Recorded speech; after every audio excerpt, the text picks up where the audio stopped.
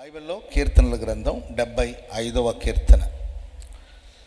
75వ కీర్తన మొదటి వచనాన్ని మనం చదువుదాం. దేవా మేము నీకు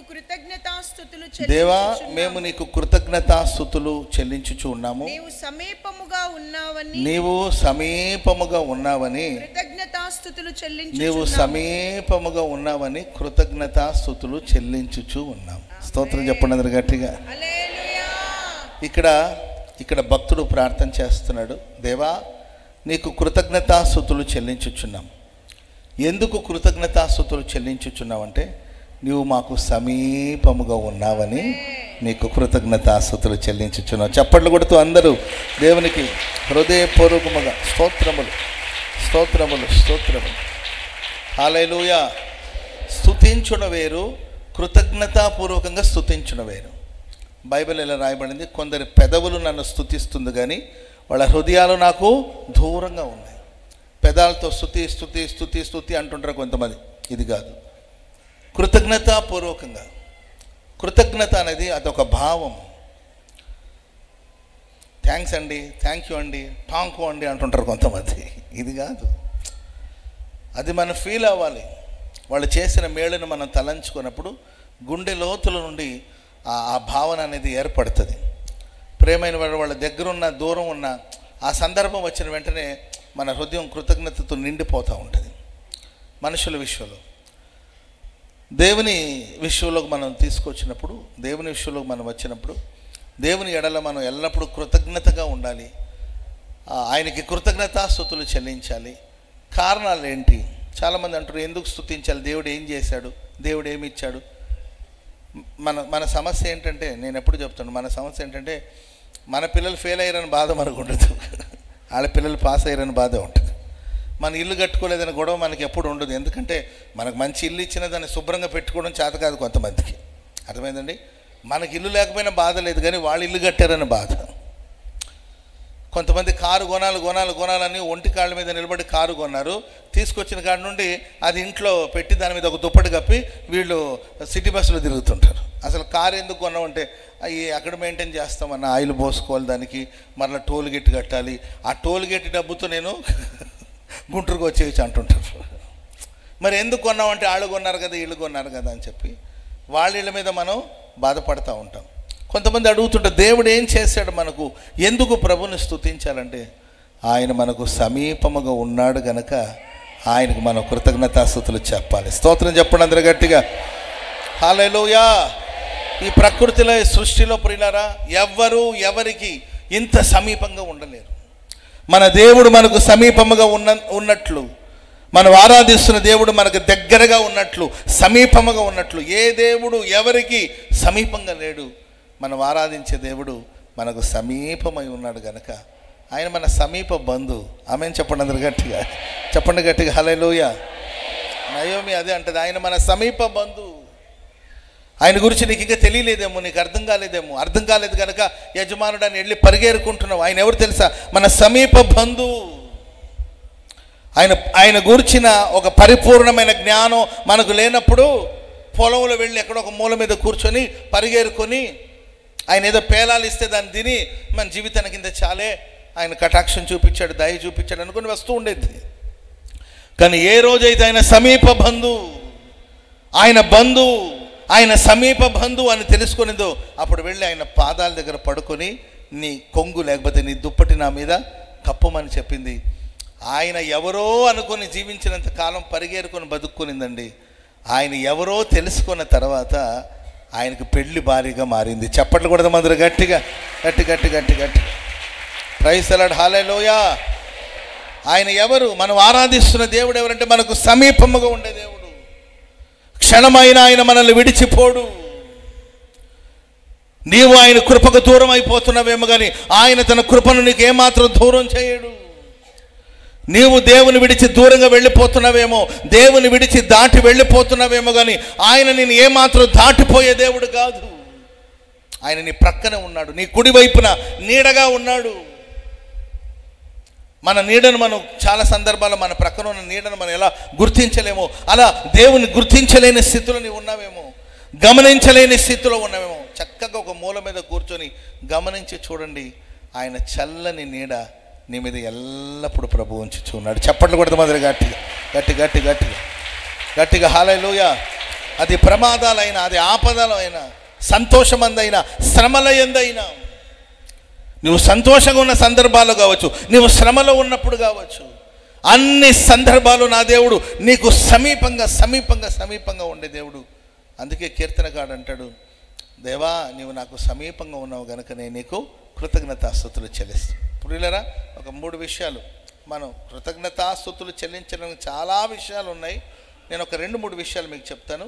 ఆ తర్వాత కృతజ్ఞత కలిగిన వారికి కృతజ్ఞతాస్తుతులు చెల్లించినప్పుడు కలిగే ఆ 3 ఆశీర్వచనాలు కూడా చెప్పి నేను ముగిస్తాను. Praise the Lord. మొట్టమొదటిగా మనం ఆయన ఎందుకు స్తుతించాలంటే ఆయన మనకు దగ్గరగా ఉన్నాడు. పక్కన మనం చూసి చెప్పండి, యేసయ్య నీకు సమీపంగా ఉన్నాడని చెప్పండి. యుగ సమాప్తి వరకు సదాకాలం నీతోనే ప్రభు ఉండబోతున్నాడు. సదాకాలం ప్రభు నీతో ఉంటాడు. మనుషులైతే ఇప్పుడు కాదులే కానీ ఎల్లప్పుడూ నేను చూసుకోవాలంటే నాకు ఎక్కడ కుదురుతుందని ఏదో కారణాలు చెప్తారేమో, కానీ మన దేవుడు యుగ సమాప్తి వరకు సదాకాలము మనకు తోడుగా ఉండే దేవుడు. ఆమేన్. రెండవదిగా ప్రియులారా, బైబిల్ ఇంకొక మాట కూడా ఉంటుంది, చదవండి. కొలస్సీలకు రాసిన పత్రిక 1వ అధ్యాయం 12వ వచనం. త్వరగా చదవాలి. కొలస్సీలకు రాసిన పత్రిక 1వ అధ్యాయం 12వ వచనం. మీరు సంపూర్ణ జ్ఞానమును ఆత్మ సంబంధమైన వివేకము గలవారును ఆయన చిత్తమును పూర్ణముగా గ్రహించిన వారునై ప్రతి సత్కార్యములో సఫలలగుచు. కొలస్సీలకు రాసిన పత్రిక 1వ అధ్యాయం 12వ వచనం. తేజోవాసుల స్వాస్థ్యం చదవండి. తేజోవాసులైన పరిశుద్ధుల స్వాస్థ్యములో పాలువారగుటకు. పరిశుద్ధుల స్వాస్థ్యములో పాలువారగుటకు మనల్ని పాత్రులుగా చేసిన తండ్రికి నేను కృతజ్ఞతాస్తుతులు చెల్లించుచు దేవుణ్ణి బ్రతిమాలుకుంటున్నాను. ప్రియులారా, తేజోవాసుల స్వాస్థ్యములో, తేజోవాసుల పరిశుద్ధుల స్వాస్థ్యములో దేవుడు మనల్ని పాలిభాగస్తులుగా చేశాడు. ఆమె చెప్పండి గట్టిగా హల్లెలూయా. దైవజనులు వేసిన కదా, తేజోవాసుల స్వాస్థ్యమందు నన్ను చేర్చుటే నీ నిత్య సంకల్పమా, నన్ను చేర్చుటే నీ నిత్య సంకల్పం. తేజోవాసుల పరిశుద్ధుల స్వాస్థ్యం ఇది. ఆమె చెప్పండి గట్టిగా. దేవుని మందిరాన్ని వచ్చావంటే ఇది తేజోవాసుల, తేజోవాసులు అంటే వెలుగులో నివసించే తేజోవాసుల పరిశుద్ధుల స్వాస్థ్యం ఇది. వాళ్ళు తేజోవాసులు. ఇది ఒక పరిశుద్ధ స్వాస్థ్యం, ఇది పరిశుద్ధుల స్వాస్థ్యం. ఈ స్వాస్థ్యములో మనల్ని కూడా దేవుడు పాలిభాగస్తులుగా చేశాడు. అందును బట్టి మన ప్రభుని స్తుతించాలి. చెప్పకూడదు మందిర గట్టిగా గట్టి గట్టి గట్టిగా హల్లెలూయా. కొంతమంది బడాయి మాటలు మాట్లాడుతూ ఉంటారు. నేనంటే ఏమనుకుంటారు? దేవుడు మనల్ని ప్రేమించి ఈ స్వాస్థ్యములో చేర్చాడు. కొందరు అనుకుంటారు మేము లేకపోతే వీళ్ళకి జరగదేమో, మేము లేకపోతే వీళ్ళకి తెల్లారదేమో అనుకుంటూ ఉంటారు. దేవుడు మనల్ని ప్రేమించి స్వాస్థ్యములు మనల్ని చేర్చాడు. నా మటుకైతే నేను చెప్పాలంటే అయోగ్యుణ్ణి, అభాగ్యుణ్ణి. ఈ తేజోవాసుల పరిశుద్ధుల స్వాస్థ్యములో, అది భూలోకపు స్వాస్థ్యం కావచ్చు, పరలోకపు స్వాస్థ్యం కావచ్చు, ఈ స్వాస్థ్యములో చేర్చబడ్డానికి, ఈ స్వాస్థ్యములో నిలబడ్డానికి నేను అయోగ్యుణ్ణి, అపాత్రుణ్ణి. దేవుడు నన్ను ప్రేమించి ఆయన ఉచితమైన కృప ద్వారా యోగ్యత లేని నాకు యోగ్యతనిచ్చి, అందుకే నేను పాటలో రాసుకున్నానండి, యోగ్యత లేని పాత్రను నేను శాశ్వత ప్రేమతో నింపితివి. యోగ్యత లేని, మనకి యోగ్యత ఉందండి. అసలు ఏ యోగ్యత ఉంది చెప్పండి? మన పూర్వ దినాల్ని, మన పూర్వ చరిత్రను, మన గత జీవితాన్ని చూసుకుంటే ప్రియుల దూషకులు, హింసకులు, హానికారకులు, చెడ్డ మాటలు మాట్లాడే మనుషులు, చెడ్డ పనులు చేసే అనుభవాలు, ద్వేషము, ద్రోహము, ఇలా చెప్పుకుంటూ వెళుతూ ఎన్నో నీచమైన కార్యక్రమాలు ఉన్నప్పటికీ ఆయన ప్రశస్తమైన రక్తంతో మనల్ని కడిగి మన పాపం నుండి మనల్ని విడిపించి మనల్ని పరిశుద్ధులుగా మార్చి ఈ పరిశుద్ధుల స్వాస్థ్యం, తేజోవాసుల పరిశుద్ధ స్వాస్థ్యముల దేవుడు మనల్ని నిలిపాడు. చప్పట్లు కొడుతూ దేవునికి స్తోత్రం చెప్పండి. అది గట్టి గట్టి గట్టి గట్టి గట్టి గట్టిగా గట్టిగా హల్లెలూయా. అందుకొరకు దేవుడు మనకిచ్చిన ఈ సహవాసం, దేవుడు మనకిచ్చిన ఈ స్వాస్థ్యం, దేవుడు మనల్ని నిలిపిన విధానాన్ని బట్టి ఎల్లప్పుడూ దేవునికి కృతజ్ఞతాస్తుతులు చెల్లించాలి. నేనైతే నిత్యము నేను అనుకుంటూ ఉంటానండి, దైవజుల యేసన్న గారే కానీ నాకు పరిచయం కాకుండా ఉండుంటే నా లైఫ్ ఎలా ఉండుండేదో, ఎక్కడ ఉండేవాడినో తెలిసేది కాదు. దేవుడు దైవజుల యేసన్న గారే నాకు పరిచయం కాకుండా ఉంటే, సరి అయిన సమయంలో రైట్ టైంలో దైవజుల యేసన్న గారు మాకు పరిచయం అవ్వడం, దైవజుల యేసన్న గారి దగ్గర మేము రావడం, ఆయన దగ్గర ఏంటంటే బాప్తిజమం పొందడం, ఏంటండి ఆ ప్రభు సన్నిధికి రావడం, ఆ తర్వాత దేవుని పిలుపుని అందుకోవడం, దేవుని సేవకు రావడం, దేవుని సేవలో నిలబడడం, ఇవన్నీ కూడా ఉచితమైన దేవుని కృప. నేను ఎల్లప్పుడూ దేవునికి కృతజ్ఞతాస్తుతులు చెల్లిస్తాను. దేవా, ఇలాంటి ఒక ఉన్నత ఉపదేశాలు నన్ను నిలబెట్టావు, ఇలాంటి ఒక కంచెగల తోటలు నన్ను నిలబెట్టావు, నా కోసం ప్రార్థించే వేల మందిని, లక్షల మంది బిడ్డలు నువ్వు దయచేసావు, ఎంతోమంది ప్రేమించే అన్నదమ్ముళ్ళు, అక్క చెల్లెల్ని, సహోదరులు నువ్వు నాకు దయచేసావు, నన్ను అభిమానించే ఎంతోమంది తల్లిదండ్రులు నువ్వు నాకు దయచేసావు. ఈ పరిశుద్ధుల స్వాస్థ్యులు నన్ను నిలిపినందుకై నీకు వందనాలని ప్రభు నేను స్తుతిస్తూ ఉంటాను. ఆమెను చెప్పండి అందరు గట్టిగా. మరి మీకు ఆ కృతజ్ఞత హృదయం ఉందా? తేజోవాసుల పరిశుద్ధుల స్వాస్థ్యంలో ప్రభు నన్ను నిలిపాడు. దీనికోసం మనం ఏదో పరీక్షలు రాయలేదు, ఏంటండి ఈ స్వాస్థ్యంలో నిలబడ్డానికి మనం ఏదో పరీక్షలు రాయలేదు, దీనికోసం మనం ఏదో ఖర్చు పెట్టలేదు, దీనికోసం మనం ఏదో ప్రయాసపడలేదు. దేవుడు మనల్ని ప్రేమించి ఆయన ఉచితమైన కృప ద్వారా ఈ స్వాస్థ్యంలో ప్రభు మనల్ని తీసుకొచ్చాడు కనుక రోజుకొక్కసారైనా మందిరాల మీద ఈ చెప్పుకోవడం కాదండి, మందిరాల మీద వాళ్ళు అట్టున్నారు, వీళ్ళు ఉంటున్నారు, ఎవరు ఎట్టుంటే నీకెందుకు? ప్రైజ్లా వాళ్ళు అట్లా ఉన్నారు, వీళ్ళు ఎట్లున్నారు కదా, వాళ్ళు అట్ల కాడ, వీళ్ళు మా ఇంటి కాడ, ఇవన్నీ పక్కన పెట్టి దేవా ఈ సహవాసంలో నన్ను నిలిపావు, నా కుటుంబాన్ని నిలిపావు. ఎంతోమంది ఆకు రాలినట్లు రాలిపోతున్నారు, కానీ నన్ను నీ సన్నిధిలో నిలబెట్టావు, నాకు ఈ సహవాసాన్ని ప్రసాదించావు, నీ ప్రసన్నతలో నిలబడే భాగ్యం నాకు ఇచ్చావని గుండె నిండా కృతజ్ఞతను నింపుకొని నీ గుండెల నుండి కృతజ్ఞత అనేది ఒక ఏరులై పారాలి. స్తోత్రం చెప్పండి అందరూ గట్టిగా, గట్టిగా హల్లెలూయా, హల్లెలూయా. సరే, ఇంకొక మాట కూడా చదవండి. తెస్సలోనికీయులకు రాసిన పత్రిక 2వ పత్రిక 1వ అధ్యాయం 3వ వచనం చదవండి. సహోదరులారా, మేమెల్లప్పుడూ మిమ్మల్ని గూర్చి దేవునికి కృతజ్ఞతాస్తుతులు చెల్లించుటకు బద్దులమై ఉన్నాము, ఇది యుక్తమే. మేము ఎల్లప్పుడూ మీకోసం కృతజ్ఞతాస్తుతులు చెల్లించడం మా బాధ్యత, ఇది యుక్తమే. ఏలైనగా ఎందుకంటే మీ విశ్వాసము బహుగా అభివృద్ధి పొందుచు అందరిలో ప్రతివాడును, మీలో అందరూ ప్రతివాడు ఎదుటివాని ఎడల చూపించే ప్రేమ విషయంలో మీరు విస్తరిస్తూ ఉన్నారు. స్తోత్రం చెప్పండి అందరు గట్టిగా. ఒక సేవకుడు ఎప్పుడు మిమ్మల్ని బట్టి దేవునికి కృతజ్ఞతాస్తుతులు చెల్లిస్తాడు. తలలు పైకెత్తి వినండి. మీరు బాగా ఇల్లు కట్టారనో, పెద్ద స్థలాలు కొన్నారనో, పొలాలు కొన్నారనో కాదు. ఒక దైవ సేవకుని హృదయం ఎప్పుడు సంఘ విషయంలో ఏంటి కృతజ్ఞతతో నింపబడి ఆయన దేవునికి కృతజ్ఞతాస్తుతులు చెల్లిస్తారంటే పౌలు గారు అంటారు, మీ విశ్వాసంలో మీరు బహుగా వృద్ధి పొందుతున్నారు. ఆమె చెప్పండి అందరు గట్టిగా. దేంట్లో వృద్ధి పొందుతున్నారండి? పాస్టర్ గారండి, ఒకప్పుడు 60 కేజీలు ఉండేవానండి, ఇప్పుడు 120 కేజీలకు వచ్చానండి, బహుగా వృద్ధి పొందానండి. పాస్టర్ గారండి, ఒకప్పుడు ఒంటరి పక్షిలాగా తిరుగుతూ ఉండేవానండి, దేవుడి దానిలో పెళ్ళి అయిందండి, 6 పిల్లల్ని కన్నానండి, బహుగా విస్తరించానండి. ఇది కాదు విస్తరణ అంటే. విశ్వాసం, ఒకప్పుడు మనకున్న విశ్వాసం వృద్ధి పొందుతుందా? ఆనాడు అపోస్తలులు యేసు ప్రభు దగ్గరికి వచ్చి అడిగిందంటే, దేవా మా విశ్వాసాన్ని పెంపొందించండి, మా విశ్వాసం విస్తరించాలి, మా విశ్వాసం వృద్ధి పొందాలి. ఒకప్పుడు మనకున్న నమ్మకం కన్నా ఇప్పుడు నమ్మకం పెరగాలి. అయ్యా మాకు నమ్మకం లేదు బాబు, మాకు విశ్వాసం లేదయ్యా. ఒకప్పుడు బాగా నమ్మామండి, ఇప్పుడు మేము నమ్మలేకపోతున్నాము. ఒకప్పుడు విశ్వాసంగా బతికి ఇప్పుడు విశ్వాసం తగ్గి. మనుష్య కుమారుడు భూమి మీద ప్రత్యక్షమైనప్పుడు భూమి మీద విశ్వాసము కనుగొనునా అని ఒక ప్రశ్నార్థకమైన మాటను మనం బైబిల్లో చూస్తాం. విశ్వాసాన్ని చూడగలుగుతాడంటే మనం చెప్పాలి, నువ్వు చూస్తావు ప్రభువా, ఎందుకంటే మేము విశ్వాసంగా నిలబడి ఉంటాం. చెప్పండి కూడా అందరూ గట్టిగా. ఒకప్పుడు కొద్ది విశ్వాసం, ఇప్పుడు మా విశ్వాసం పెంపొందించబడింది. విశ్వాసంలో మేము స్థిరులుగా ఉన్నాం, విశ్వాసంలో మేము బలవంతులుగా మార్చబడ్డాం. బైబిల్లో ఉన్న భక్తుల, నీతిమంతుల లేకపోతే విశ్వాస వీరుల జాబితాని మనం చూస్తే విశ్వాసం ద్వారా వాళ్ళు ఎన్నో గొప్ప కార్యాలు చేశారండి. విశ్వాసం ద్వారా సింహాల నోళ్ళను మూయించారు వాళ్ళు. ఆమె చెప్పండి అందరు గట్టిగా. మీరు విశ్వాసంగా ఉండండి, సింహాల నోళ్ళు మూతపడుతుంది అంతే. కొన్ని సింహం గర్జించు సింహంలాగా కొంతమంది ఎగబడుతున్నారు. మీరు విశ్వాసంగా ఉండండి, వాళ్ళ నోళ్ళను దేవుడు మూతేస్తాడు అంతే. Praise the Lord. వాళ్ళ నోటికి దేవుడు స్లాబ్ వేస్తాడు అంతే. Praise the lord.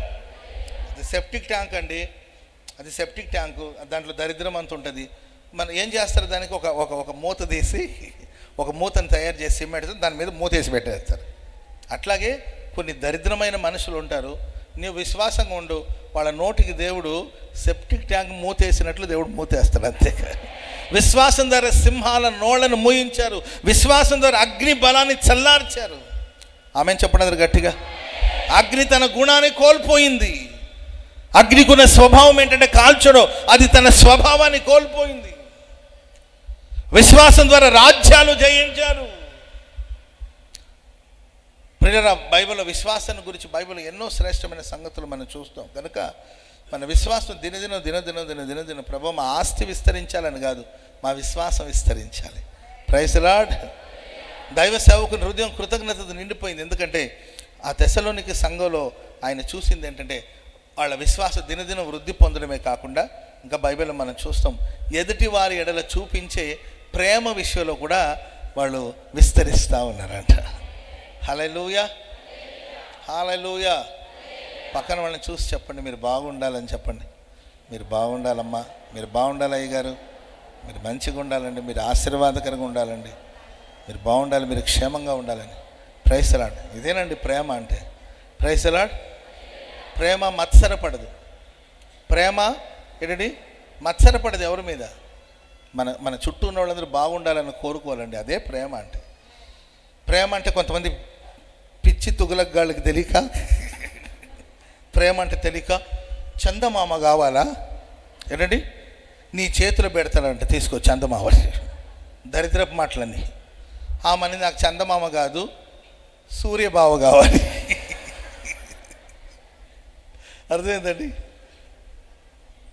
ప్రేమైన వాళ్ళరా, ఇవన్నీ పిచ్చి మాటలు ఊరికే కవ్వించి కావించి మాట్లాడుతూ ఉంటారు. ప్రియులారా, నిజమైన ప్రేమ ఎవరి విషయంలో మత్సరపడదు. ఎవరి పరుగు వాళ్ళదే. ఎవరు పరుగు పందులు మన ఓపిక. మన సాటి వ్యక్తి బాగుపడితే సంతోషించండి. ప్రేమ శాశ్వత కాలం ఉంటుంది. ప్రేమ దోషాన్ని కప్పుతుంది. ఒకరి ఎడల ఒకరు దేవుని ప్రేమ చేత నింపబడాలి. ఒకరి క్షేమాన్ని ఒకరు కోరుకోవాలి. ఆ దేవుని ప్రేమ చేత నింపబడాలి. ఈ ప్రేమ విస్తరించాలి. బైబిల్ చెప్తుంది అంత్య దినాలు అక్రమం విస్తరించకొలదిగా అనేకుల ప్రేమ చల్లారిపోతుందంట. ఒకప్పుడు సంఘంలో ఉన్న ప్రేమ ఈరోజు మనం చూడగలుగుతున్నామా? ఎదుటి మనిషి ఎడల ఇచ్చే రెస్పెక్ట్, ఎదుటి మనిషిని మనం ఇచ్చే వాళ్ళకి ఇచ్చే గౌరవం, ఎదుటి మనిషిని ప్రేమించే ప్రేమ విషయంలో మనం విస్తరిస్తున్నామా? బైబిల్ చెప్తుంది పరిశుద్ధుల ఎడల చూపిన ప్రేమ చేసిన పరిచర్యను మరచిపోవడానికి దేవుడు అన్యాయస్తుడైన దేవుడు కానే కాదు. Praise the lord. హల్లెలూయా. వాళ్ళకి లేకపోయినా వాళ్ళ దీనస్థితులు ఉన్న ఎదుటి మనిషికి మంచి చేయాలి, ఎదుటి మనిషికి సహాయం చేయాలి. ఇలాంటి సంకల్పంతో గత దినాల్లో మనం కొనసాగించబడ్డామేమో. ఇప్పట్లో ప్రేమ తగ్గిపోయి యాంత్రికంగా ఎవరి దారి వాళ్ళదే వస్తున్నారు, వెళ్తున్నారు. ఎవరు ఎట్టిపోతే నాకెందుకు.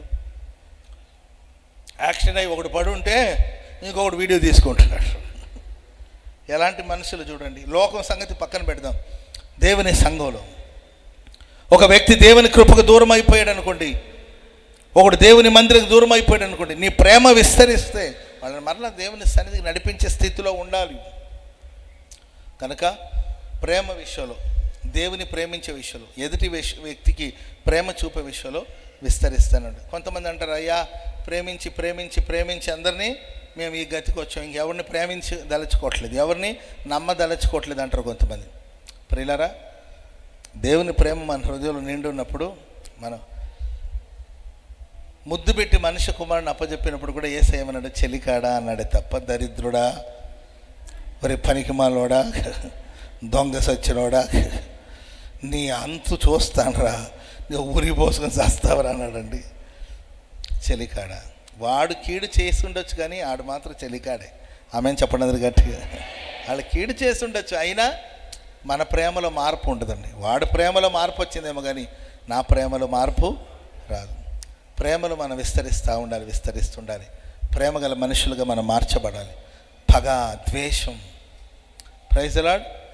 మరలా రాయలసీమ ఫ్యాక్షనిజం రాకూడదు సంఘాలు. అర్థమైందండి? ఏంటో మనకు వాళ్ళకి ఏం సంబంధం ఉండదు. వీళ్ళు పూర్వీకులను, వాళ్ళ పూర్వీకులు ఎవరో చంపుంటారట, వాళ్ళు చూసుకున్నారు కదా. మనకెందుకంటే ఆ పగను వారసత్వంగా పొందుకొని పగ తీర్చుకోవాలి. వాళ్ళు బాంబు పెట్టి చంపారా, మనం కూడా బాంబు పెట్టి చంపాలి. వాడు కత్తితో పొడి చంపాడా, మనం కత్తితో పొడిచి చంపాలి. ఇలాంటి పగ ప్రతీకారాలన్నింటిని కూడా మనం సమాధి చేసి ప్రేమను వారసత్వంగా పొందుకుంటూ వెళ్ళాలి. చెప్పండి కూడా మందరు గట్టిగా. హల్లెలూయా. సరే, నేను ఒక 3 దీవెన వచనాలు చెప్పి ముగించేస్తాను. మనం కృతజ్ఞతాస్తుతులు ప్రభుకు చెల్లించినప్పుడు, ఎందుకు కృతజ్ఞతాస్తుతులు చెల్లించాలంటే, ఒకటి ఆయన మనకు సమీపంగా ఉన్నాడు కనుక మనం ఆయనకి కృతజ్ఞతాస్తుతులు చెల్లించాలని చెప్తూ వచ్చాను. రెండోదిగా తేజోవాసుల పరిశుద్ధుల స్వాస్థ్యముల ప్రభు మనల్ని నిలిపాడు, అందుకు మనం ఆయనకి కృతజ్ఞతాస్తుతులు చెల్లించాలి. మూడోదిగా విశ్వాసంలో మనం వృద్ధి పొందాలి అండ్ ప్రేమలో మనం వృద్ధి పొందాలి కనుక కృతజ్ఞతాస్తుతులు చెల్లించాలి. ఇంకా చాలా విషయాలు ఉన్నాయి మన జీవితాలు, వాటన్నిటిని బట్టి మనం స్తుతించాలి. సో కృతజ్ఞతాస్తుతులు చెల్లించినప్పుడు జరిగిన కార్యాలు ఒక 3 ఆశీర్వచనాలు చెప్పి నేను ముగిస్తాను. టైం 9:30. Praise the Lord. ఇంకొక 20-25 మినిట్స్లో నేను వర్తమానాన్ని ముగిస్తాను. ఆ తర్వాత మీ అందరి కోసం ప్రార్థన చేస్తాను. మొదటి మాట అదే 75వ కీర్తన. కొంచెం మానిటర్ సౌండ్ పెంచాను. 75వ కీర్తన 10వ వచనం. 75వ కీర్తన 10వ వచనం. భక్తిహీనుల కొమ్ములన్నిటిని నేను విరగగొట్టి ఉన్నాను, నీతిమంతుల కొమ్ము హెచ్చింపబడును. Praise the lord. కృతజ్ఞతాస్తుతులు చెల్లించినప్పుడు జరిగేది ఏంటంటే, భక్తిహీనుల కొమ్ము విరవబడుతుంది, నీతిమంతుని కొమ్ము హెచ్చింపబడుతుంది. ఆమెన్. చెప్పండి గట్టిగా, చెప్పండి గట్టిగా. హల్లెలూయా. భక్తిహీనులు, సంఘంలో భక్తులు ఉంటారు, భక్తిహీనులు ఉంటారు.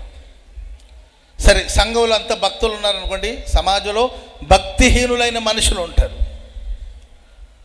వాళ్ళు అనీతిమంతులు, వాళ్ళు దుష్టులు, వాళ్ళు భక్తిహీనులు, దైవభక్తి లేని మనుషులు. కానీ బైబిల్ సెలవిస్తుంది, నీవు స్తుతిస్తూ ఉండు, భక్తిహీనుల కొమ్ము ఒకరోజు విరగొట్టబడుతుంది, నీతిమంతుని కొమ్ము హెచ్చించబడుతుంది. మన బాధ ఏంటంటే అరే మనం ఇంత భక్తిగా ఉన్నామే, ఆదివారం ప్రార్థనకి వెళ్తాం, చిల్లర మార్చి చందాలు వేస్తాం, రోజుకు 3 సార్లు ప్రార్థన చేస్తాం, ఆరాధన చేసినప్పుడు మనలాగా ఎవరు ఆరాధించలేరు, అంతగా ఆరాధిస్తాం. మనం ఇంత భక్తిగా ఉన్నాం, కానీ భక్తిహీనుడు ఎందుకు హెచ్చించబడుతున్నాడు? భక్తిహీనులే బాగున్నారే, ప్రార్థనకు రాని వాళ్ళే బాగున్నారే, నాకే ఎందుకు ఈ సమస్య, నాకే ఎందుకు ఈ పోరాటాలను ఒకవేళ బాధపడుతున్నావేమో. ప్రియులారా, దేవుని స్తుతిస్తూ ఉండు. నీ జీవితంలో ఒక భక్తిహీనుడు, నిన్ను బాధించిన భక్తిహీనుడు, నిన్ను వేధించిన భక్తిహీనుడు, నిన్ను కష్టపెట్టిన భక్తిహీనుడు, అతని కొమ్ము హెచ్చించబడిందేమో. నువ్వు కలవరపడద్దు, ఒకరోజు ఆ కొమ్ము విరవబడుతుందండి, నీ కొమ్మును దేవుడు హెచ్చిస్తాడు. ఆమెను చెప్పండి గట్టిగా. బైబిల్లో మనకు ఒక చరిత్ర తెలుసు, ఎస్తేరు చరిత్రలో మనం చూస్తే, మొర్దెకై అనే ఒక వ్యక్తి గుమ్మం దగ్గర ఉంటాడండి. రాజుకు వ్యతిరేకంగా ఇద్దరు ఆ కుట్ర చేస్తూ ఉన్నారు, మాట్లాడుకుంటున్నారు రాజుని చంపాలని. మరి వాళ్ళకేం పోయే కాలం వచ్చిందో నాకు తెలియదు, రాజుని చంపాలని ప్లాన్ చేస్తున్నారట. ఏమో మరి వాళ్ళ పగేంటో మనకు తెలీదు. ఈ వార్త మొర్దెకైకి తెలిసిందండి. మొర్దెకై తిన్నగా వాళ్ళ చెల్లి వరుస అవుతుంది, పెంచాడండి ఆయన, చెల్లెలు వరుస అవుతుంది. చెల్లికి కబురు పంపించాడు, చెల్లి ఇదిగో మరి మీ ఆయన్ని లేకపోతే రాజుగారిని చంపాలని ఇలా కుట్ర చేస్తున్నారు అని కబురు పంపిస్తే, వెంటనే ఎస్తేరు రాణి దాన్ని రాజుగారికి కబురు పంపించింది. అయ్యా, పలానా చోట ఎవరో ఇద్దరు నీకు వ్యతిరేకంగా కుట్ర చేస్తున్నారంట, జాగ్రత్త పడమని చెప్తే, వెంటనే సైనికులు పంపించి చూస్తే నిజంగానే ఇద్దరు కుట్ర చేస్తున్నారు. వాళ్ళిద్దరిని తీసుకెళ్ళి ఉరి తీసేశారు. ఈ సబ్జెక్ట్ అంతా గ్రంథంలో రాశారు. ఆమె చెప్పండి గట్టిగా. దేనిలో రాశారండి? గ్రంథం. రాజుల గ్రంథాలు ఉంటాయి, ఆ గ్రంథాలు అన్నీ రాసి పెడుతుంటారు. సో ఇలా రాజుకు వ్యతిరేకంగా ఒకడు లేచాడు. మొర్దెకై ఒక మనుషుడు ఎస్తేరుకి వివరం చెప్తే, ఎస్తేరు రాజుగారికి చెప్తే, రాజుగారు జాగ్రత్త పడ్డాడు, వాళ్ళిద్దరిని చంపేశారు అని చెప్పి ఆ వివరాలని రాసి ఉంచారు. మేలు పొందినప్పుడు ఏదైనా ఉపకారం చేయలేక కనీసం రేపు నాకు రాజు ప్రాణం అండి, అది ఎవరి ప్రాణం చెప్పండి గట్టిగా. ఎవరి ప్రాణం అది? హల్లెలూయా. ఇది ఒక మొక్క ప్రాణం. ఏ ప్రాణం అండి? దీనికి మనం ఎంత విలువ కట్టవచ్చు అక్క? ఎంత కట్టవచ్చు ఈ మొక్కకి? ఎంత ఉండొచ్చు? ఒక 500 ఉంటుందా? దీని దీని దీని విలువ వచ్చి ఒక 500. ఇది ఒక మొక్క, దీనికి ఒక ప్రాణం, దీనికి ఒక 500 మనం కట్టవచ్చు విలువ. Praise the Lord. రాజుగారి ప్రాణానికి మనం ఎంత విలువ కట్టగలుగుతామండి? ఓ 300 కట్టవచ్చా? అది రాజుగారి ప్రాణం. 127 సంస్థానాలు అవి. ఆ సంస్థానాలన్నిటికీ ఆయన ఒక చక్రవర్తి. అతని ప్రాణం ఎంత విలువైంది. దాన్ని కాపాడాడు కదండి. కాపాడినప్పుడు కనీసం అతన్ని పిలిచి, అరే బాబు నీకు 500 కాకపోయినా ఒక 1000 ఉంచని ఏమైనా ఇచ్చారా? కనీసం అతని గురించి సన్మానం ఏది చేయలేదండి. ఈ సంగతులన్నీ జరిగిన తర్వాత చదవండి ఆ మాట. ఎస్తేరు గ్రంథం 3వ అధ్యాయం మొదటి వచనం. ఎస్తేరు గ్రంథం 3వ అధ్యాయం మొదటి వచనం. ఈ సంగతులైన తరువాత రాజైన అహష్వేరోషు హమ్మేదాత కుమారుడగు అగాగీయుడగు హామానును గణపరిచి వాణ్ణి హెచ్చించి వాని పీఠమును తన దగ్గరున్న అధిపతుల కంటే ఎత్తుగా ఉంచెను. మేలు చేసిందేమో మొర్దెకయి, హెచ్చించింది ఎవరిని? హామాను. చెప్పాలి. అసలు గణపరచవలసింది ఎవరిని? మొర్దెకయిని. కానీ గణపరిచింది ఎవరిని? హామాను. ఇతనికి ఒక సపరేట్గా ఒక ప్రత్యేకంగా రాజుకు సమీపాన తన పీఠం, ఆయన కూర్చొని సింహాసనాన్ని ఎత్తు చేయించి, అసలు ఎందుకు అతన్ని సన్మానిస్తున్నా అంటే కారణాలే లేదు. మేలు చేసిన వాళ్ళేమో గాలికి వదిలేశారు, పోరాడిన వాళ్ళు ప్రయాసపడిన వాళ్ళేమో గాలికి వదిలేశారు. హామాన్ అని ఒక దుష్టుడు, అతడు యూదులకు వ్యతిరేకమైన మనిషి, అతను తీసుకొచ్చి అతనికి సన్మానం జరుగుతూ ఉంది. Praise the Lord. మనకు సన్మానం జరగకపోయినా పర్వాలేదు, కానీ మన శత్రువులకి సన్మానం జరుగుతుంటే బాధగా ఉంటుంది కదండి. మనుషులం కదా, రక్తమాంసమే కదండి. Praise the lord. మనమేమైనా ఆత్మలా లేకపోతే ప్రేతాత్మలా? శత్రువు. కొన్నిసార్లు దేవుడు మన జీవితంలో కొంతమంది శత్రువుల్ని దేవుడు తీసుకొస్తాడు. అప్పుడు మనం బాధపడకూడదు. ఒక శత్రువు ఉన్నాడు అనుకోండి, మిమ్మల్ని ఇబ్బంది పెట్టే శత్రువు ఉన్నప్పుడు, దేవా ఈ శత్రువుని తీసేయమని మనం ప్రార్థన చేయకూడదు. దేవా ఈ శత్రువుని ఎందుకు ఉంచావు నా జీవితంలో, ఆ చిత్తం నెరవేర్చండి. ఆమెను చెప్పండి అందరు గట్టిగా. పౌలు గారికి ఒక ముళ్ళు ఉంది. ముమ్మారు ప్రార్థన చేస్తాడు, దేవా ఈ ముళ్ళును తొలగించమని ప్రార్థన చేస్తాడు. దేవుడు అన్నాడు, ఆ ముళ్ళు నేనే పెట్టాను. కొందరిని మన లైఫ్లో, సంఘంలో కావచ్చు, కుటుంబంలో కావచ్చు, కొంతమందిని దేవుడు మనకు ముళ్ళులాగా పెట్టుంటాడు. వాళ్ళ వల్ల మనకు నిద్ర పట్టదు, వాళ్ళ వల్ల మనకు ప్రశాంతత ఉండదు. వాళ్ళు మనకు రాత్రింబగలు మన ప్రక్కల బళ్ళెంలాగా ఉంటారు. అప్పుడు ప్రభువా తీసేయినైనా, ఏసైనైనా, అడు గొంతు కోసేయినైనా, ఇలాంటి ప్రార్థన చేయకూడదు. దేవా నీ చిత్తం లేకుండా నా జీవితంలో ఏది సంభవించదు. నీ చిత్తం లేకుండా నా తల నుండి ఒక తల వెంట్రుకలు కూడా రాలదు, అది నేను నమ్ముతాను. మరి ఈ శత్రువుని నువ్వు నా లైఫ్లో ఉంచావంటే నీకేదో ప్రణాళిక ఉంటుంది కనుక ఈ శత్రు ద్వారా నీవు నా జీవితంలో ఏం చేయాలనుకుంటావు, నీ ప్రణాళిక ఏముందో అది నెరవేర్చమని ప్రార్థన చేయాలంతే. ఆమెను చెప్పండి అందరు గట్టిగా. యోసేపు అన్నలందరూ కలిసి యోసేపును ప్రేమించుంటే, యోసేపు అని అతని భుజాల మీద ఎక్కించుకొని తిరుగుంటే యోసేపు ఐగుప్తు దేశానికి వెళ్ళుండేవాడు కాదు. దేవుడే కొన్నిసార్లు మన ఇంట్లో వాళ్ళే మనకు వ్యతిరేకంగా లేపుతాడు. అంతేకాదు, మన ఇంట్లో వాళ్ళే మనకు వ్యతిరేకంగా లేస్తారు. అప్పుడు నువ్వేమని ప్రార్థన, దేవా ఎవ్వరు లేరు, అట్లేం ఫీల్ అవ్వద్దు. Praise the Lord. నేను నమ్మిన వారే అని మనం అట్లా ఫీల్ అవ్వాల్సిన అవసరం లేదు. దేవుడే పెట్టాడు వాళ్ళు. అంతేకా ప్రభువా ఉండని, ఈ శత్రు నా లైఫ్లో ఉన్నాడంటే దీని వెనకాల నీ గొప్ప ప్రణాళిక ఒకటి ఉంది, ప్రణాళిక ఉంది, అది నువ్వు నెరవేరుస్తావు. Praise the lord. చెప్పండి గట్టిగా హల్లెలూయా. పౌలు గారి ప్రత్యక్షతను బట్టి చిన్న ఆశీర్వాదానికి చిన్న శత్రువులండి, గొప్ప ఘనతకు గొప్ప శత్రువు. నీ లైఫ్లో పెద్ద విలన్ ఉన్నాడంటే దేవుడు నేను గొప్పగా ఆశీర్వదించబోతున్నాడు అని అర్థం. హల్లెలూయా. నీ జీవితంలో గల్లీ రౌడీలు ఉన్నారనుకోండి, నీవు గల్లీలోనే కనపరచబడతావు. నీ లైఫ్లో గల్లీ రౌడీలు ఉంటారు కదండి, చిన్న రౌడీలు, వాళ్ళు నీ లైఫ్లో ఉన్నారనుకోండి, నీ ఆశీర్వాదం కొంతవరకే ఉంటుంది. నీ లైఫ్లో ఒక పెద్ద విలన్ ఉన్నాడు అనుకోండి, నీ జీవితాన్ని దేవుడు ఇంకా గొప్ప గొప్పగా వాడుకోబోతున్నాడు అనే దాని అర్థం. Praise the Lord. చూడండి, విలన్ గణపరచబడిపోతున్నాడు, పెద్ద పీట వేశారు, ఆయనకి సన్మానం జరుగుతుంది. మేలు చేసిన ఈ మొర్దెకైకి ఏ మేలు కలగకపోవడం అది బాధాకరమైన విషయం. సరే, ఎస్తేర్ రాణి ఉంది కదండి, ఈమెమైనా చెప్పొచ్చుగా. కొంతమంది అంటారు వాళ్ళు చెప్పొచ్చు కదా, వీళ్ళు చెప్పొచ్చు కదా, వీళ్ళు చెప్పొచ్చు కదా అంటుంటారు. ఎస్తేర్ రాణికి తెలుసండి, మనుషుల ద్వారా వచ్చే ఘనత మాకు అవసరం లేదు, దేవుడు మా అన్నయ్యని గణపరచాలి, అది మనం కోరుకోవాలి. వాళ్ళు గణపరచలేదు, నీవు చెప్పొచ్చుగా, నీకు తెలుసుగా, నీవు అప్పుడు నుండి ఉన్నావుగా, నీవు చెప్పొచ్చుగా మా గురించి, అబ్రహం పాస్టర్ గారికి మా గురించి చెప్పొచ్చుగా, పలానా వాళ్ళకి మా గురించి చెప్పొచ్చుగా, నీకు తెలుసు కదా. ఎవరో మనల గురించి చెప్పాల్సిన అవసరం లేనే లేదండి.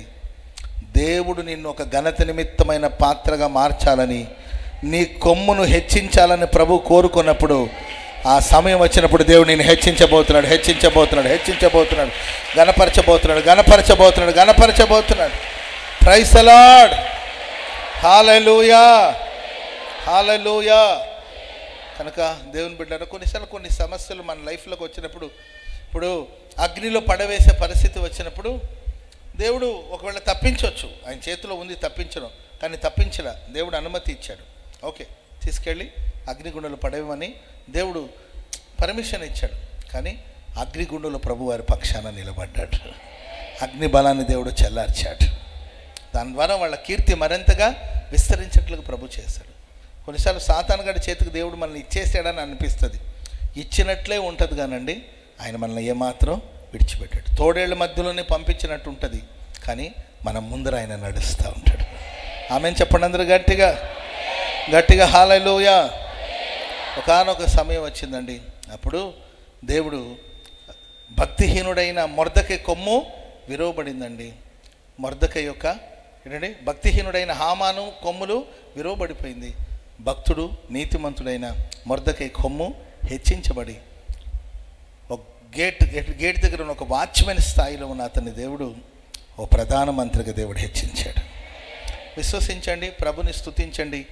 మునుపెన్నడు వెళ్ళని ఒక నూతనమైన మార్గాలు నా దేవుడు మేము నడిపించబోతున్నాడు.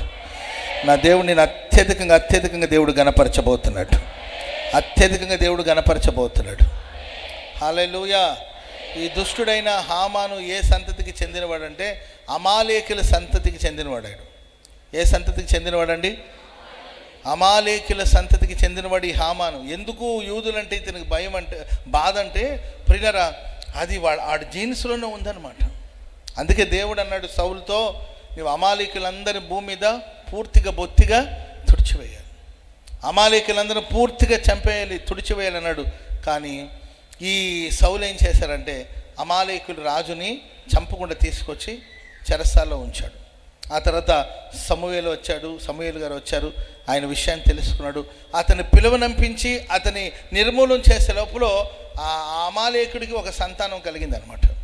ఆ సంతానం నుండి వచ్చిన వాడే ఈ దుష్టుడైన హామాను. కొన్ని దేవుడు నిర్మూలపరచమన్నప్పుడు మనం నిర్మూలపరచాలి, పాపం మీద జాలి చూపించకూడదు. Praise the lord.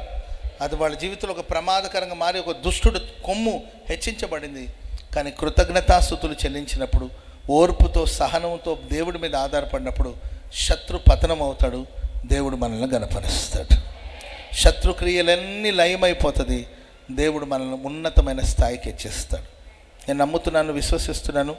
ఈ నూతన సంవత్సరంలో నా దేవుడు మునుపెన్నడూ వెళ్ళని ఒక నూతనమైన మన మార్గంలో నడిపించడమే కాకుండా అత్యధికంగా నా దేవుడు నేను హెచ్చించబోతున్నాడు. నీ కుటుంబాన్ని దేవుడు హెచ్చించబోతున్నాడు, నీ కొమ్మును దేవుడు హెచ్చించబోతున్నాడు, నీ పిల్లల్ని దేవుడు హెచ్చించబోతున్నాడు, మన పరిచర్యను దేవుడు హెచ్చించబోతున్నాడు, మన పరిచర్యను దేవుడు ఆశీర్వదించబోతున్నాడు. ఈ కర్నూలు పట్టణంలో దేవుడు ఒక ఉన్నత స్థాయికి దేవుడు నేను ఎక్కించబోతున్నాడు. ఈ రాయలసీమలను దేవుడు నేను గణపరచబోతున్నాడు. నీ కొమ్ము హెచ్చించబడబోతుంది, నీ కొమ్ము హెచ్చించబడబోతుంది. దానికి మనం చేయవలసింది ఏంటంటే దేవునికి కృతజ్ఞత స్తుతులు చెల్లించాలి. హల్లెలూయా. సరే, రెండో మాట కూడా చెప్తాను, త్వరగా చదవండి. మార్కు సువార్త 8వ అధ్యాయము 6వ వచనం. మార్కు సువార్త 8వ అధ్యాయం 6వ వచనం. అప్పుడు ఆయన నేల మీద కూర్చుండుడని జనులకు ఆజ్ఞాపించి, నేల మీద కూర్చోమని జనులకు ఆజ్ఞాపించి 7 రొట్టెలు పట్టుకొని కృతజ్ఞతాస్తుతులు చెల్లించి విరిచి వడ్డించుటకై తన శిష్యులకు ఇచ్చాడు. వడ్డించడానికి శిష్యులకు ఇచ్చాడు. వారు జన సమూహమునకు వడ్డించారు. కొన్ని చిన్న చేపలు కూడా వారి యొద్ద ఉండగా ఆయన ఆశీర్వదించి వాటిని కూడా వడ్డించుడని చెప్పాను. వారు భోజనం చేసిన తర్వాత తృప్తి పొందిన మీదట మిగిలిన ముక్కలు 7 గంపల నిండా ఎత్తిరి. కృతజ్ఞతాస్తుతులు చెల్లించినప్పుడు జరిగింది అంటే, ఒకటి తృప్తి కలుగుతుంది, రెండవదిగా మిగులుతుంది.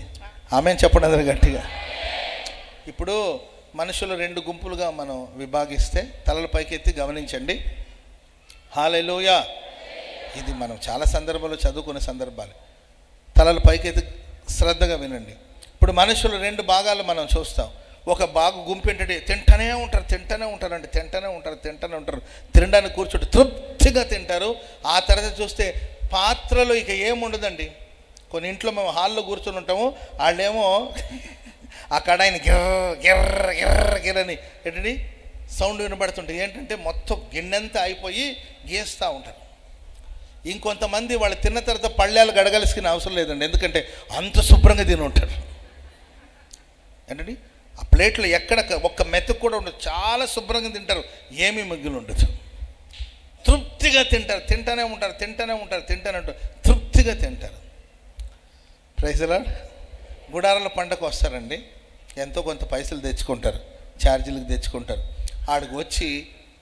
అక్కడికి వచ్చి కోడిగుడ్లుతో సాంబార్తో భోజనం పెడితే అది తింటారు. మరలా వచ్చి ఇంకెక్కడో ఏంటంటే అక్కడ దోశలు వేస్తుంటే అక్కడ తింటారు, ఇడ్లీలు తింటారు, కురుకురే తెచ్చుకుంటారు, కూల్ డ్రింక్ తాగుతారు, కిచిడి బండి దగ్గరికి వెళ్తారు.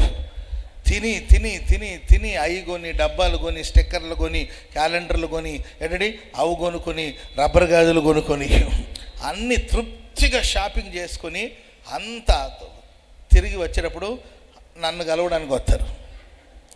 ఎందుకని అడిగాను అనుకోండి, అయ్యా తెచ్చిన పైసలు ఎంత అయిపోయింది, ఛార్జీకి ఒక 150 ఎత్తావా అంటుంటారు. అర్థమండి, ఏమీ మిగులు ఉండదు. ఇదొక గుంపు. Praise the lord.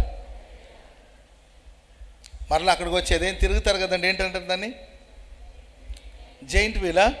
అది ఎక్కి కూర్చొని ఒక ఆమె నేను ఎవడు ఎక్కుమన్నాడు, నేను ఎవడు అరవమన్నాడు చెప్పండి. నాకెవరో ఒక వీడియో చూపించారు. కూటానికి వచ్చి ఆ జైంట్ వీల్ ఎక్కింది, ఏంటండి ఆ తిరుగుతుంది. నేను అన్నా, నిన్ను ఎవడు ఎక్కుమన్నాడు, ఎవడు అక్కడ ఆమెకు అక్కడికి వెళ్తే కానీ ప్రార్థన రాలేదు. చూడండి, గుడార పండుగలో ఆమె ప్రార్థన చేసుకోవట్లేదు, జైంట్ వీల్లో ఆకాశానికి వెళ్ళి అక్కడ ప్రార్థన చేస్తుంది. ఏది యోనా సముద్రం చేప గడపలో నుండి ప్రార్థన చేశారు కదండి, అక్కడికి వెళ్ళి మేబీ రాయలసీమ ఆమె అనుకుంటున్నారు. ఆ సౌండ్ మనవాళ్ళదే. Praise the lord. అంటే ఇట్లా అంత ఖర్చు పెట్టేసి కానీ తృప్తి ఉంటుంది, సాటిస్ఫాక్షన్ ఉంటుంది. గుడాల పండుగకి వెళ్ళాము, జైంట్ వీల్ ఎక్కాను, అక్కడ నుండి ఇవన్నీ కొనుక్కొచ్చుకున్నాను, సాటిస్ఫాక్షన్ ఉంటుంది, తృప్తి ఉంటుంది. కానీ చేతులు చిల్లి గవ్వ ఉండదు, మిగిలి ఉండదు. రెండో గుంపు ఉంటారు. వీళ్ళే గుంపు తెలుసండి, అస్సలు ఖర్చు పెట్టరు.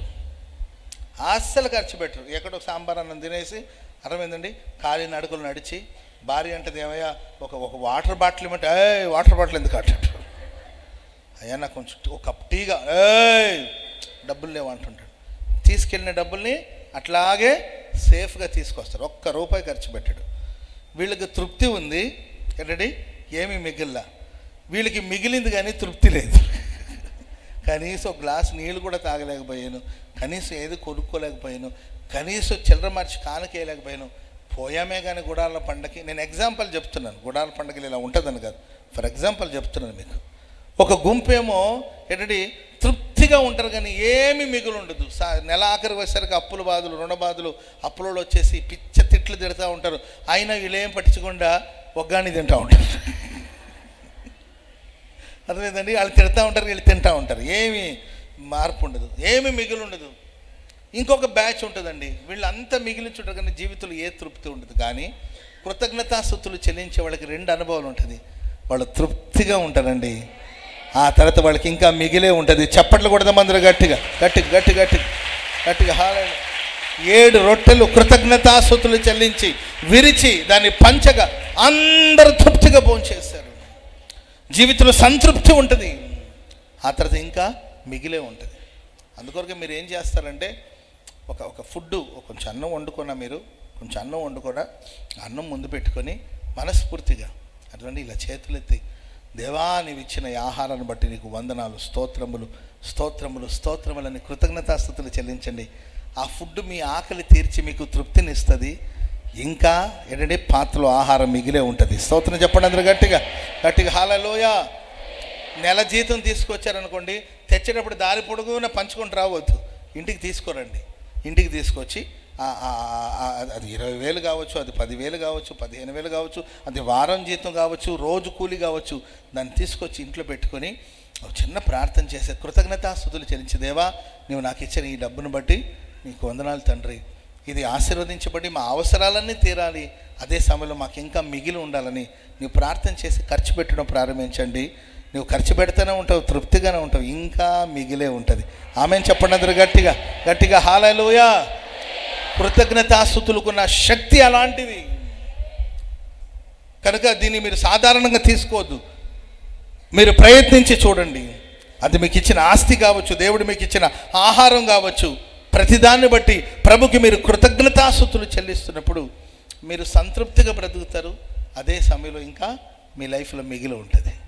మీరు ట్రై చేసి చూడండి. దేవుని చిత్తమైతే నేను మరలా వస్తాను కదండి మీ మధ్యలోకి, అప్పుడు మీరు సాక్ష్యం చెప్పాలి. Praise the Lord. మీరు సాక్ష్యం చెప్తారు. ఏమనంటే నిజమే, మేము ఒకప్పుడు చాలని జీతం, చాలని ఆహారం, ఎప్పుడు చూసినా కరువు కోరలో ఉండేవాళ్ళు, ఎప్పుడు కరువు గురించే మాట్లాడుకునేవాళ్ళు, ఎంత సంపాదించిన చెల్లి సంచిలో పోయినట్లు ఏమయ్యేదో కూడా తెలిసేది కాదు. కానీ ఈరోజు మేము సమృద్ధిగా ఉన్నాము, మేము సంతృప్తిగా ఉన్నాము. అట్టని పిల్లలకు అన్నం పెట్టకుండా, భర్తకు అన్నం పెట్టకుండా, దాచి ఉండిలో పెట్టి, దాచి బ్యాంకులో దాచి చివరికి ఎవడో బ్యాంక్ అన్నం వేసి దాని లాక్కి వెళ్ళిపోతారు. ఏంటండి, ఇంటి కూడు బంతి కూడా 2 పోతుంది అనమాట. అట్లా కాదండి. దేవుడికి ఇచ్చిన దాంట్లో తృప్తిగా తినండి, తృప్తిగా ఖర్చు పెట్టుకోండి, మీ బిడ్డలకు కావలసిన వాటిని తృప్తిగా ఖర్చు పెట్టుకోండి. అండ్ వెనక్కి తిరిగి చూస్తే ఇంకా మనకు మిగిలే ఉండాలి. హల్లెలూయా. కరువు కాలం అంతా తొట్టిలో పిండి తరగలేదు, బుడ్డిలో నూనె తరగలేదు. ఎలా సాధ్యం? పిండి తీసే కొద్దిగా, అది కూడా వాళ్ళేం దేవదూత, ఏలి ఏమన్నా దేవదూత చెప్పండి, లేకపోతే ఆ విధవరాలు ఏమన్నా దేవదూత చెప్పండి. వాళ్ళు భూమి మీద ఉన్న మనుషులే కదా, మరి వాళ్ళ జీవితంలో అద్భుతాలు జరగడానికి కారణం ఏమిటి? వాళ్ళు విశ్వసించారు, అలా దేవుని స్తుతించారు. అట్లా మీరు కూడా విశ్వసించి చూడండి, ప్రార్థించి చూడండి. అప్పుడు మీ జీవితంలో కరువును గురించిన వాసనే ఉండదు. ఇంకా ఎల్లప్పుడూ మీ గిన్నె నిండి పొంగి పొర్లుతూ ఉంటుంది. హల్లెలూయా. నెల ఆఖరికి వస్తే వాళ్ళ దగ్గర వీళ్ళ దగ్గర అడుక్కొని చేతులు చాపి ప్రస్తావన పరిస్థితి రాకూడదు. ఆమె నాకు తెలిసిన బ్రదర్ ఒక ఆయన ఉన్నాడు, అశోక్ అని, గుంటూరులో ఉంటారు, అశోక్ బ్రదర్ అని. ఆయన ఒకరోజు ప్రార్థనకు వచ్చారు. అశోక్ ఆయన పేరు.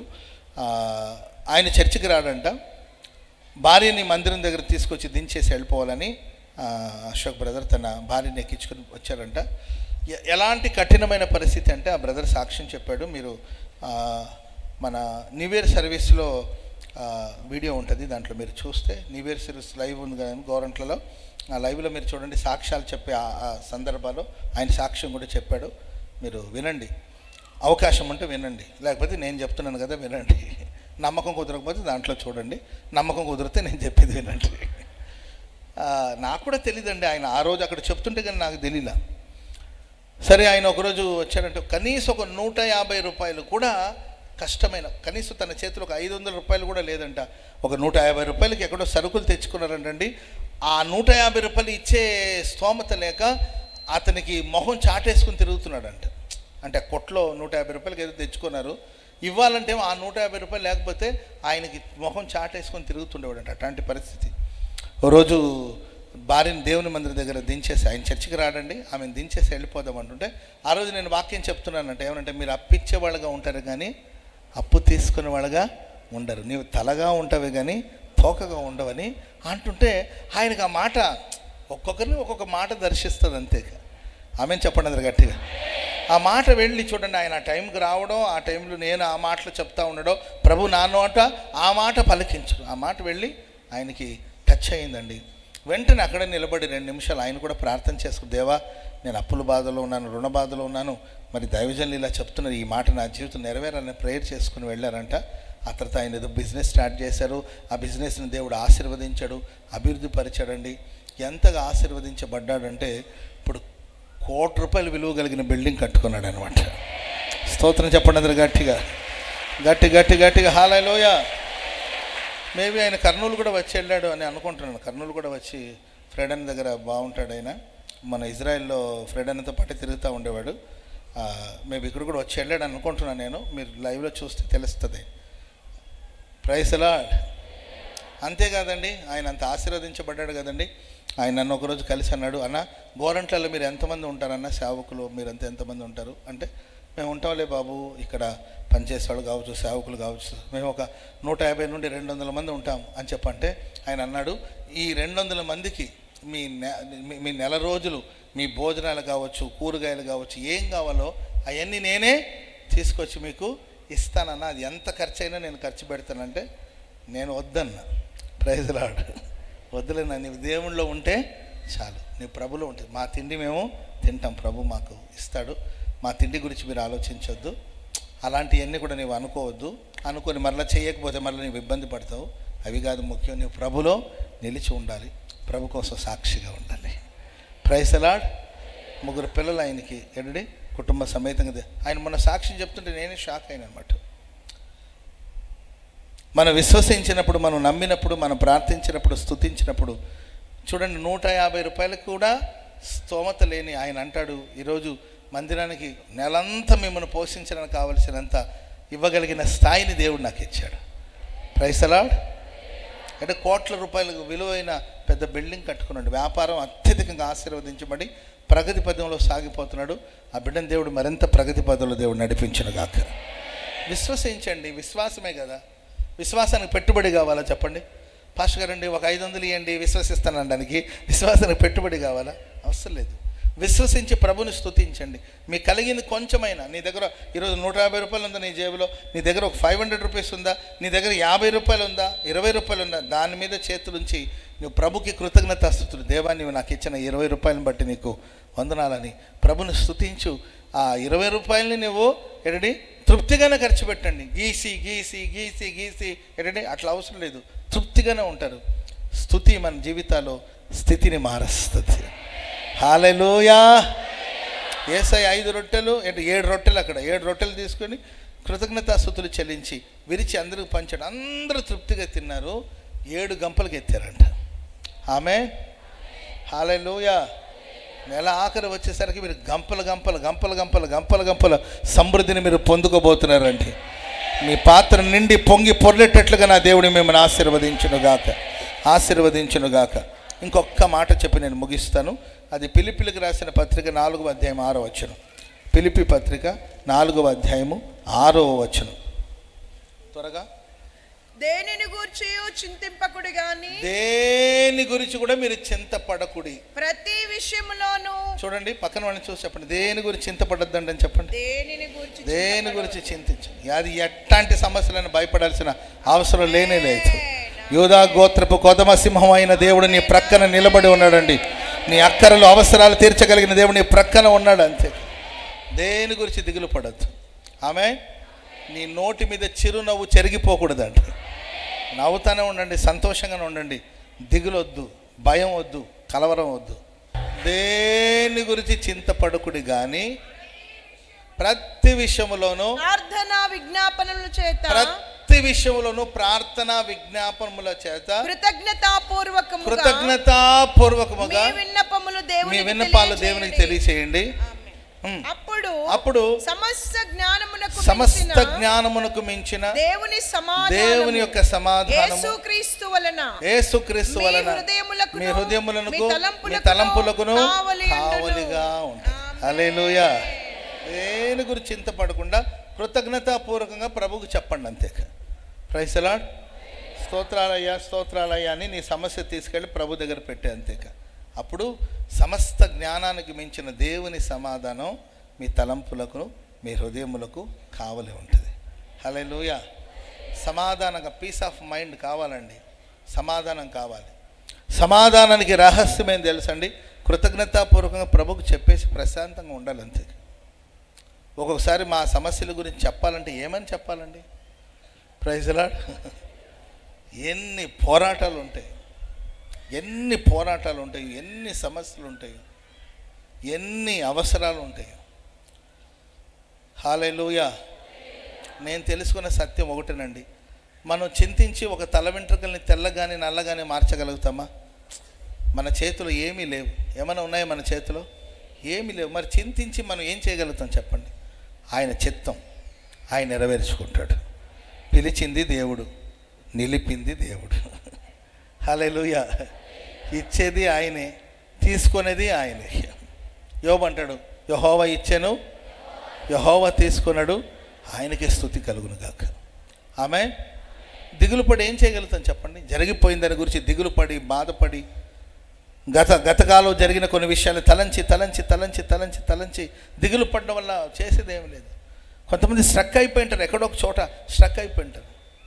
దానివల్ల లాభం లేదు. వెనుకున్న వాటిని మరచి ముందున్న వాటి కొరకు వేగిరపడుచు గురి వద్దకు బహుమానమును పొందవాలని మనం సాగిపోతూ ఉండాలి. ఆమె చెప్పండి అందరు గట్టిగా హల్లెలూయా. నా విన్నపాలన్నీ తీసుకెళ్ళి దేవుడి పాదాల దగ్గర పెట్టి నేను ప్రశాంతంగా ఉంటాను.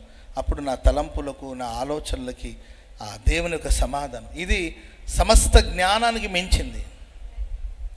కొంతమంది అంటారు, ఇన్ని సమస్యల మధ్యలో కూడా మీరు ఎలా ఇంత కూల్గా ఉండగలుగుతారంటే, మనం ఏం చేయగలుగుతామండి? కూల్గా ఉండడానికి మనం ఏమి కూల్ డ్రింక్ ఏం తాగట్లా, కూల్గా ఉండడానికి మనం ఫ్రిడ్జ్లో ఏం కూర్చోలా. మన విన్నపాలన్నీ ప్రభుకు చెప్పినప్పుడు ఆయన చూసుకుంటాడు. Praise the Lord. నేను చాలాసార్లు చెప్తుంటానండి, చిన్నప్పుడు మా ఇంట్లో కల్చర్ ఉండేది, మేబీ రాయలసీమలో కూడా ఉండొచ్చేమో. ఎవరు బంధువులు ఇంటికి వచ్చినా మనకు పిల్లలకి పైసలు ఇస్తారనమాట, డబ్బులు ఇచ్చి వెళ్తారు. అదొక కల్చర్ మా ఏరియాలో. మా పెద్దనాయన వచ్చాడు అనుకోండి, నాకు, మా అక్కకి, మా తమ్ముడికి, మా చిన్న తమ్ముడికి, మా అన్నయ్యకి, మా పెద్దక్కకి అందరికీ ఇస్తారు ఎంతో కొంత. ఎవరింటికి వచ్చిన పిల్లలందరికీ పైసలు పంచి వెళ్తారనమాట. వెళ్ళేటప్పుడు ఊరికే పుట్టి చేతిలో టాటా బాయ్ బాయ్ అని చెప్పి వెళ్ళరు, అందరికీ ఏదైనా ఇస్తారు కొనుక్కోమని. సో కొనుక్కోమంటే పిల్లలకి పైసలు ఇస్తే ఏం చేస్తారు, వెంటనే కొట్టు మీదకి వెళ్ళి అవసరమైన అనవసరమైన కొనుక్కొని వచ్చి తిని గందరగోళం చేస్తుంటారు. నేను మాత్రం చాలా పొదుపు, నాకు చిన్నప్పటి నుండి. నేనేం చేసామని తెలుసండి, పైసలన్నీ పోగు చేసుకుని దాచాం. చిన్నపిల్లండి కదా, అప్పట్లో మనకు ఫోన్లు ఇవన్నీ లేవు కదండి, ఫోన్ లేవు, బ్యాంక్ అకౌంట్ అంతా లేదు కదా, చిన్నపిల్లలు కదా. సో నేనేం చేసాను, డబ్బులు ఎక్కడో ఒక చోట దాచేవాడిని. దేవుని దాచి నాకు అరగంటకి అది కనబడేది కాదు. ఎందుకంటే ఇంటి దొంగలు. ఏ దొంగలండి? ఇంటి దొంగలు. ఇంట్లో చాలామంది ఉండేవాళ్ళు కదండి, ఎవరు తీశారని ఎవరి మీద నిందిస్తామని చెప్పండి. నేనేం చేసామని తెలుసండి, ఎవరు లేనప్పుడు వెళ్ళి ఏదైనా మొక్క ఉంటే ఆ మొక్క దగ్గర కొయ్యి తీసి దాంట్లో అండి కాయిన్సే కదండి, 5 రూపీస్ కాయిన్స్ కానీ 2 రూపీస్ కానీ అట్లాంటి కాయిన్సే కదండి, మట్లో పాతేసి వచ్చేవాడిని.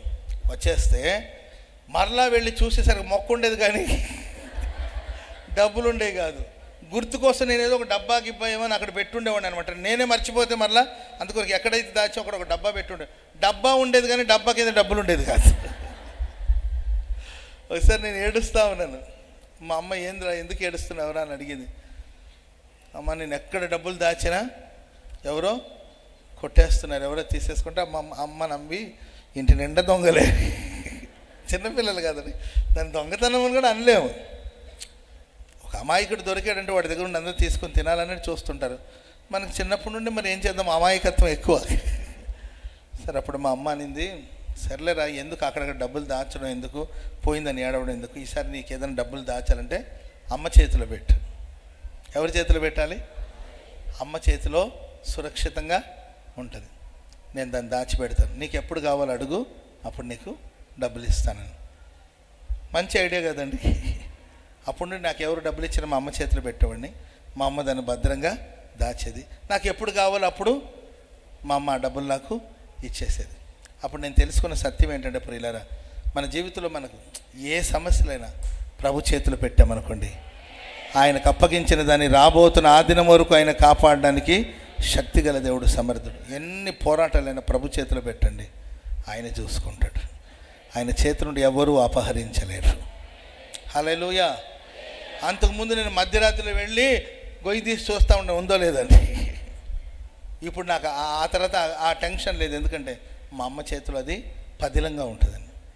సో మన దిగులు, మన బాధ, మన శ్రమలన్నీ కూడా ప్రభు పాదాల దగ్గరికి తీసుకెళ్ళి కృతజ్ఞతాపూర్వకంగా చెప్పి మనం సమాధానంగా బ్రతుకుతాం. Praise the lord. మనిషికి సమాధానం అవసరం అండి. ఒకటే టెన్షను, కలవరాలు, భయాలు, వేదనలు, ఇరిటేషను ఇవన్నీ పక్కన పెట్టేసి ప్రభుకన్నీ మనం కృతజ్ఞతాపూర్వకంగా చెప్తే ఆ సమాధానం మన హృదయాన్ని ఏలుబడి చేస్తుంది. హల్లెలూయా, హల్లెలూయా. సమాధానంగా బ్రతకండి, సమాధానంగా జీవించండి, సమాధానాన్ని కోరుకోండి. ప్రభు మనకు సమాధానాన్ని స్థిరపరుస్తాడు. హల్లెలూయా. మన తలంపులకి, మన మనస్సుకి సమాధానం ఉండాలి, మన ఆలోచనలకి సమాధానం. రోజుకు ఒక మనిషి జీవితంలో 6,000 ఆలోచనలు వస్తాయంటే ఎన్ని ఆలోచనలు అండి? 6,000 రూపాయలు వచ్చినా పర్వాలా, రోజుకు 6,000 ఆలోచనలు ఎందుకు వస్తాయో ఏంటో మనకు అర్థమై సావదు. వాటన్నిటిలో మనం సమాధానంగా సాగిపోవాలంటే మన విన్నపాలన్నీ కృతజ్ఞతాపూర్వకంగా ప్రభుకి చెప్పేద్దాం. హల్లెలూయా. సణుగుతూ ప్రార్థన చేయొద్దు. సణుగుతూ, ఉక్రోషంతో, కోపంతో, పళ్ళు పటపట కొరుకుతూ అట్లొద్దు. హల్లెలూయా. ఆ మధ్య ఒక బ్రదర్ ఇట్ అంటున్నాడు వికారంగా ముందు కూర్చొని. నేనే ఏ తమ్ముడు ఏమైంది అంటే ఫిట్స్ వచ్చిందేమో అనుకున్నాను. వాడు అటు పళ్ళు కొరుకుతున్నాడు. తమ్ముడు ఏమైందన్నా అంటున్నాడు. అటు ఏంద్ర అటు చేస్తున్నావు ఫిట్స్ వచ్చిన వాళ్ళగా అంటే ఏందన్నా అట్టంటావా అన్నాడు. మరి ఏంద్ర ఇటు అంటున్నావు అంటే ప్రార్థన చేస్తున్నాను అన్నాడు. ఇదేం ప్రార్థన రా, మొహం వికృతంగా పెట్టి ఇదేం ప్రార్థన అంటే యాకోబు పోరాడి ప్రార్థన చేశాడు కదా, అందుకే నేను కూడా పోరాడుతున్నాను దేవుడి దగ్గర. ఆగు ఇంకా ఆవలా పోరాటం. ఒరే ఫిట్స్ వచ్చిన వాళ్ళకి ప్రార్థన చేయదురా, సమాధానంగా ప్రార్థన చేయి, కృతజ్ఞతాపూర్వకం కనపడు ప్రభు సన్నిధిలో. ఆమేన్. హల్లెలూయా, హల్లెలూయా.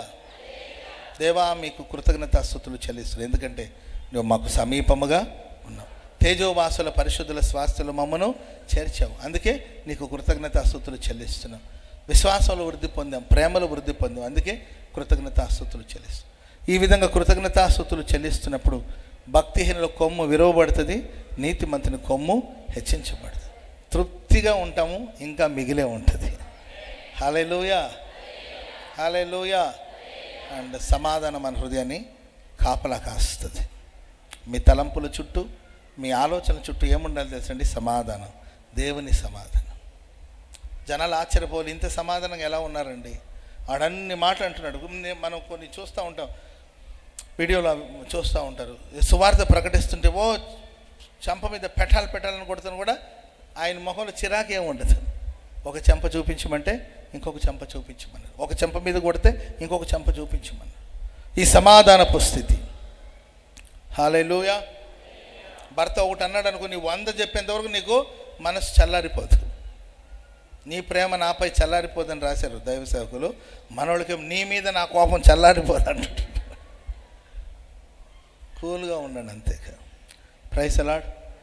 దేవుడి మాటలు మన వెనికిడిలో స్థిరపరిచి ఆశీర్వదించుగాక. ఒకసారి అందరూ అలాగే లేచి నిలబడండి. ఒక చిన్న ప్రార్థన, ఒక 5 నిమిషాలు చిన్న ప్రార్థన చేసుకుందాం. టైం పరిగెత్తుతూ ఉంది. మీరు ఆలస్యంగా వచ్చారు, మీదే ప్రాబ్లం కనుక. సరే, మీ ప్రాబ్లం ఏముందండి, మీరు లేట్ అయినా వెళ్ళిపోతారు, నెక్స్ట్ వచ్చిన వాళ్ళకి ఇబ్బందిగా ఉంటుంది. ఎవరు ముందుకు పరిగెత్తొద్దు, కంగారు ఏం లేదు. ప్రార్థన చేస్తాను, నిలబడి ప్రార్థన చేసుకోండి. అబ్రామ్ పాస్టర్ గారు ప్రార్థన చేయాలి అనే దానికన్నా మీరు ప్రభుకి ప్రార్థన చేసే అది చాలా ముఖ్యం. పరిశుద్ధుడైన దేవా, ప్రేమ స్వరూపి, మీ ఘనమైన నామానికి స్తోత్రం తండ్రి. గతించిన కాలమంతా కూడా మీరు మమ్మల్ని కనుపాప వలె కాపాడి ఉన్నారు. ఈ రోజున సర్వలోకము మిమ్మల్ని స్తుతించుచున్నది. మా ఆరాధన అంగీకరించి మా మధ్యలోనికి మీరు దిగి వచ్చినందుకొరకై స్తోత్రం తండ్రి. ప్రభువా, చాలా రోజులైంది నాయన, దైవజనులు మా మధ్యలోనికి మీరు తీసుకొని వచ్చినందుకు స్తోత్రములు తండ్రి. వారి నోట మీరు ఉంచిన మాటలను బట్టి కృతజ్ఞతాస్తుతులు ప్రభువా, మీకు స్తోత్రం నాయన. ఈ ఆరాధనలో పాలు పొందిన ప్రతి బిడ్డ కూడా దేనికోసం దేవునికి కృతజ్ఞతాస్తుతులు చెల్లించాలి అని ఎరిగి ఉండాలని మీరు తెలియచేశారు ప్రభువా. ప్రభువా, ఆత్మీయులు కొంతమంది నేను దేవునికి దూరం అయిపోయానేమో, దేవుడు నాకు దూరం అయిపోయాడేమో అని బాధల్లో ఉన్నారు యేసయ్య. అలాంటి వారితో మీరు తెలియచేశారు, నేను నీకు సమీపముగా ఉన్నాను గనుక కృతజ్ఞతాస్తుతులు చెల్లించమని. తండ్రి, మీరు మమ్మల్ని ఉజ్జీవపరిచినందుకొరకై స్తోత్రం తండ్రి. మేము ఎక్కడో పుట్టి ఎక్కడో పెరిగిన వారం, ఏ యోగ్యత లేని మాకు ఈ హోసన్నా మినిస్ట్రీస్ అనే పరిశుద్ధుల స్వాస్థ్యాన్ని మీరు మాకు ఇచ్చినందుకు మేము కృతజ్ఞతాస్తుతులు చెల్లిస్తున్నాం తండ్రి. విశ్వాసములోను ప్రేమలోను మేము బహుగా అభివృద్ధి చెందాలని తండ్రి, చెందుతూ ఉన్నామని మీకు కృతజ్ఞతాస్తుతులు చెల్లించాలి ప్రభువా. ఇలాగా యేసయ్యకి కృతజ్ఞతాస్తుతులు చెల్లించుట మూలంగా తండ్రి దుష్టుల కొమ్ము విరిచివేయబడుతుందని తెలియచేశారు. ఆత్మీయులు చాలామంది వేదన పడుతున్నారు యేసయ్య. దుష్టుల వలె తండ్రి మీ బిడ్డలకు విరోధంగా హామాను వలె అనేకులు లేచి మీ బిడ్డలను వేధిస్తూ ఉన్నప్పుడు కూడా తండ్రి వారి యొక్క కొమ్మును మీరు విరిచివేస్తారు. కృతజ్ఞతాస్తుతులు చెల్లించినప్పుడు నీతిమంతుల కొమ్ము ఎప్పుడు కూడా హెచ్చింపబడుతుంది. నిజంగా ఎవరు హృదయంలో వేదనగా నాకు పలాని వారి వలన వేదన దుఃఖం కలుగుతుంది, విరోధంగా ఉన్నారని బాధిస్తున్నారో తండ్రి, బాధపడుతున్నారో తండ్రి, వారందరూ కూడా కృతజ్ఞతాస్తుతులు చెల్లించి మీరిచ్చే ఆ గొప్ప ఘనతను పొందుకోవాలి తండ్రి. మీకు స్తోత్రం నాయన. అలాగుననే తండ్రి కృతజ్ఞతాస్తుతులు చెల్లించుట వలన ఏ కొదువ ఉండదు ప్రభువా. ఈరోజు ఈ మాటలు విన్న ఒక్కొక్కరి జీవితాలలో సంతృప్తికరమైన అనుభవాలు, ఇంకా మిగిలి ఉండే అనుభవాలు ప్రతి బిడ్డకి మీరు దయచేయబోతున్నందుకొరకై స్తోత్రములు చెల్లిస్తున్నాం తండ్రి. స్తోత్రం తండ్రి.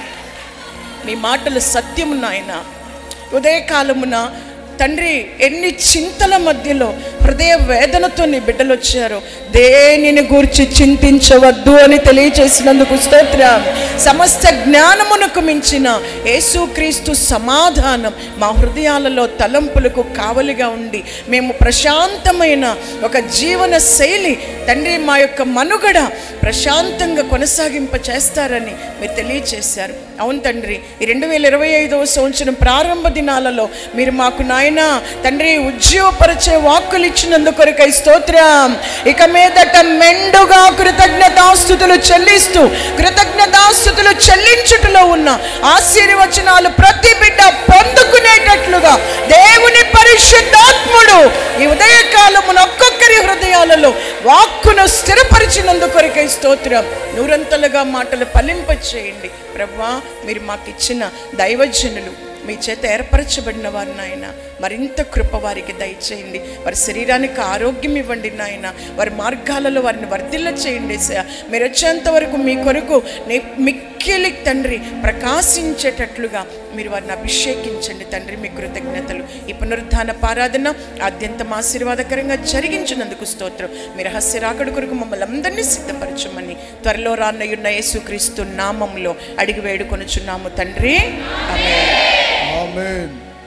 మన తండ్రి అయిన దేవుని ప్రేమ, కుమారుడైన యేసుక్రీస్తు వారి కృపయు, పరిశుద్ధాత్మ యొక్క అన్యోన్య సహవాసము, సన్నిధి, సమాధానం ఇప్పుడును ఎల్లప్పుడును కూడి వచ్చిన మనకును, వాక్యాన్ని బోధించిన తన సేవకులకును, ఆయన రాకడ పర్యంతం వరకు కృతజ్ఞతాస్తుతులు చెల్లించుతూ మనందరము సాగిపోదుముగాక. ఆమేన్. హల్లెలూయా.